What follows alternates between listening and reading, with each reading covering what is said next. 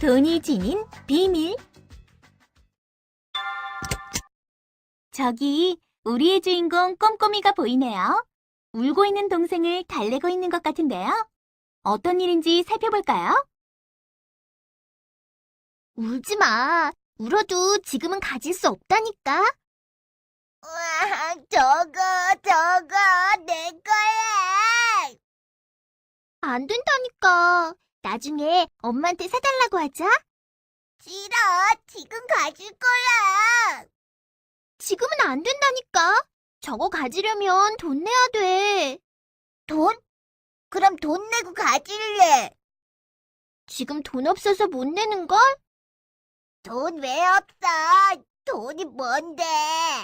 왜 돈 있어야 되는데?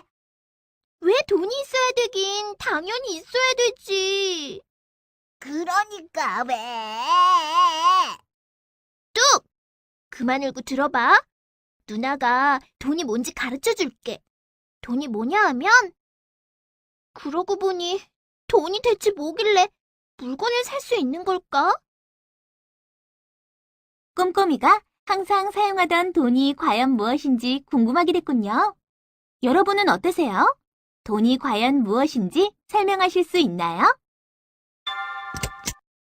오늘의 비밀을 파헤치고 나면 돈의 의미, 역할, 기능에 대해 알 수 있고 용돈 관리를 잘 할 수 있어요.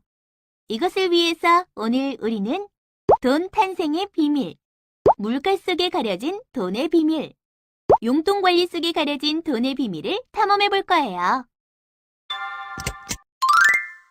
동생이 칭얼거려서 꼼꼼이가 많이 당황했겠어요. 네, 달래줘도 얼마나 계속 울던지. 동생이 돈을 어떻게 사용하는지 알았나 봐요. 그런데 혹시 돈을 사용하기 전에는 무엇으로 물건을 샀을지 꼼꼼이는 알고 있나요? 만들어서 쓰거나 서로 바꾸지 않았을까요?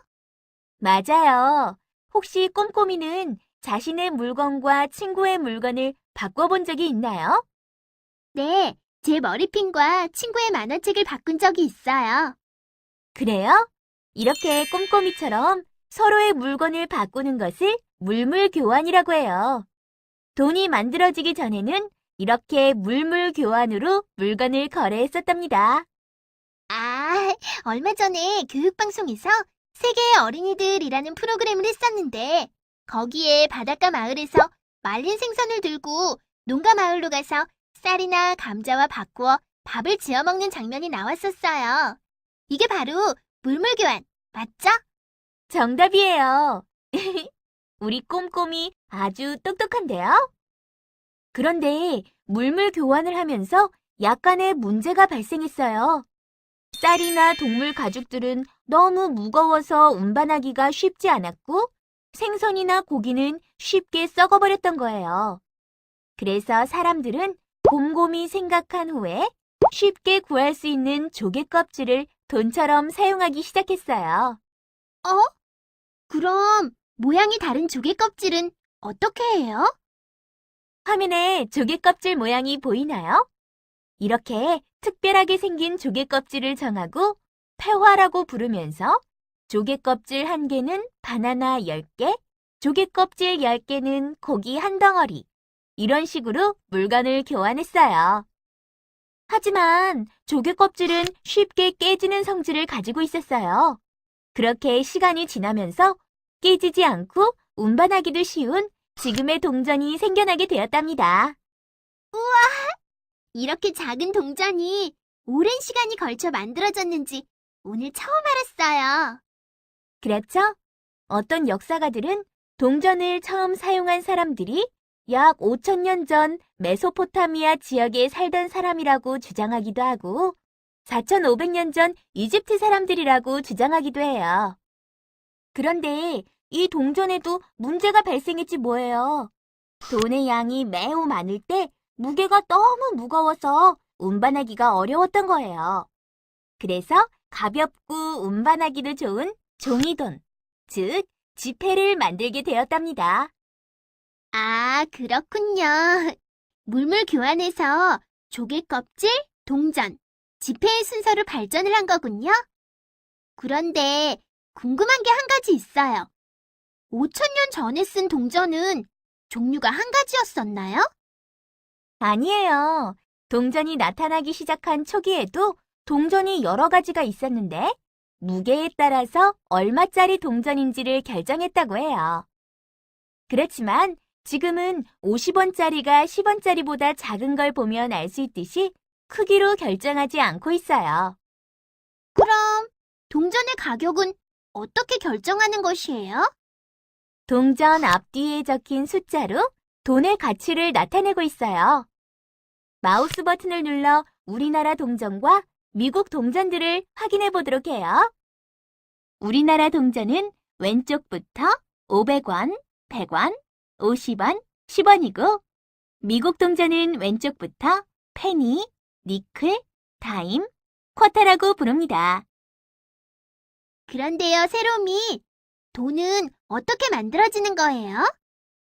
우리나라 돈은 한국조폐공사라는 정부기관에서 만들어지고 정부 이외에 다른 사람이 돈을 만드는 것은 불법이랍니다. 그래서 이것을 방지하기 위해서 특수한 방법으로 돈을 만드는데요. 화면에 세종대왕님이 인자하게 웃고 계신 만원짜리가 보이죠? 왼쪽 윗부분에 표시되어 있는 부분에 숫자들도 보이나요? 이 숫자가 이 만원만의 고유 번호랍니다. 똑같은 번호의 돈은 이 세상에 없게 되는 거죠. 그래서 이 번호로 같은 번호의 화폐를 많이 제조하는 위조화폐 제조자를 찾아내는데 이용하기도 해요.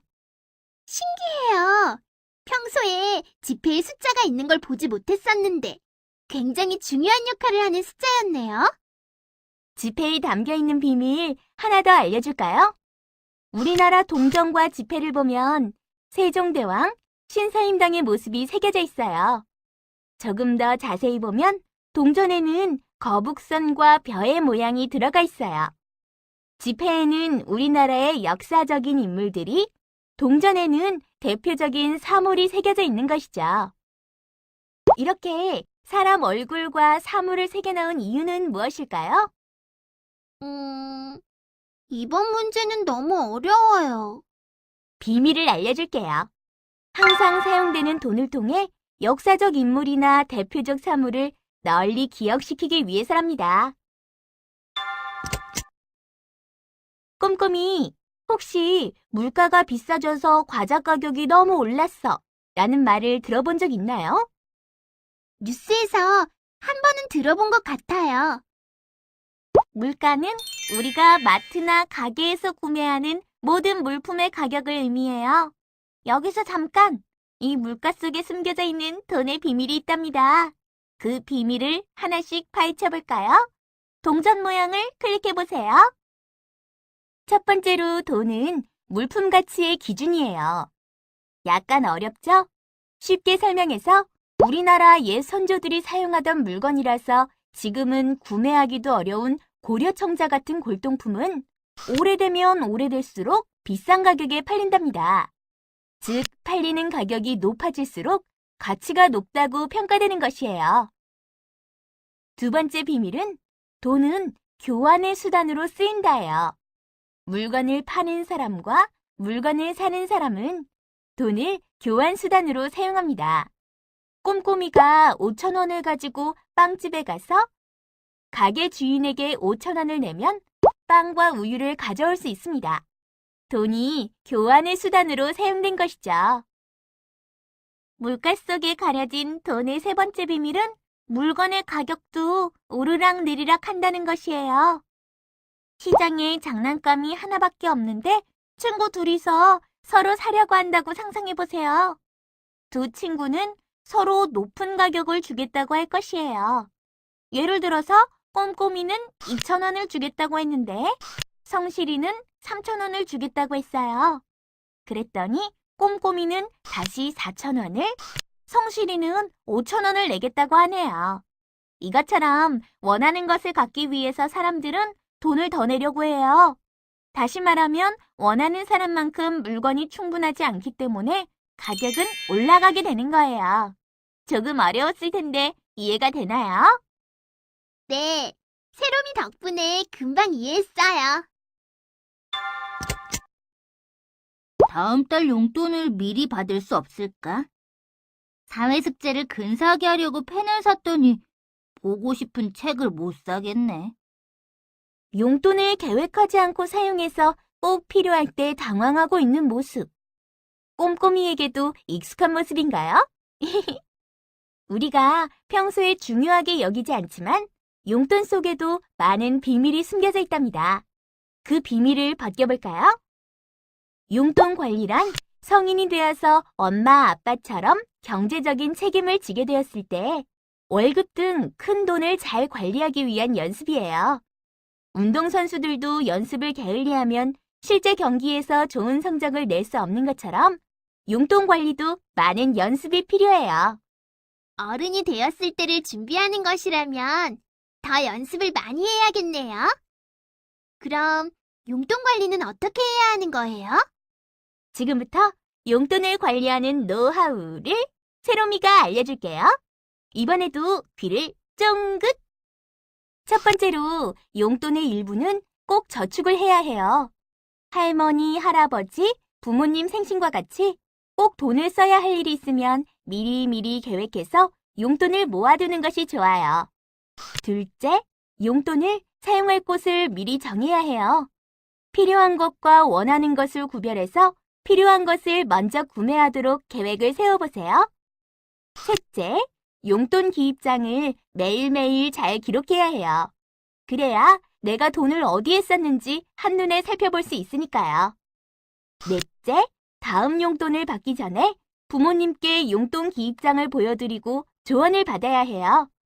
꼼꼼이와 친구들은 아직 돈 관리의 걸음마를 배우고 있는 아기 같은 존재예요. 아기가 자꾸 넘어지며 걸음마를 배우듯이 용돈 관리를 잘 하기 위해서는 실수를 많이 하게 될 거예요. 그럴 때 부모님의 조언을 받는다면 훨씬 빨리 용돈 관리를 잘 할 수 있겠죠? 다섯 번째는 용돈이 너무 부족하면 부모님께 말씀을 드려도 돼요. 그 대신 용돈 기입장을 보여드리고 부족한 이유에 대해서 설명을 드려야 한다는 것 잊지 마세요. 이제 비밀의 요점에 대해서 다시 한번 확인해서 확실하게 나만의 비밀을 만들어야겠어. 첫째, 돈은 어떻게 태어났나요? 둘째, 돈의 역할은 무엇일까요? 셋째, 가격은 어떻게 결정될까요? 넷째, 용돈 관리는 무엇일까요? 다섯째, 용돈은 어떤 순서로 사용하죠? 여섯째, 용돈 기입장을 써봐요.